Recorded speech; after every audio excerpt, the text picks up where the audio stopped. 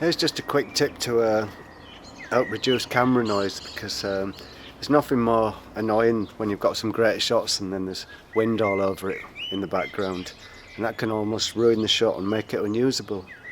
But this is what I do to help reduce that problem. And what I do is I get some of these Tessa power strips and just cut a little bit off like that and fix it to a piece of fluff.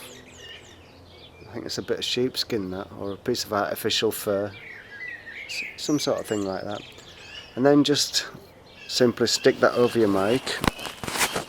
Make sure it's not going over the camera lens, and that helps a little bit. Takes the worst of the gusts away. We'll just have a quick test. That's with the thing.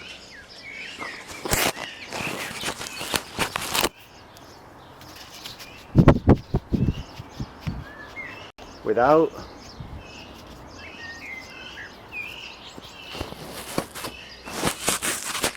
And with.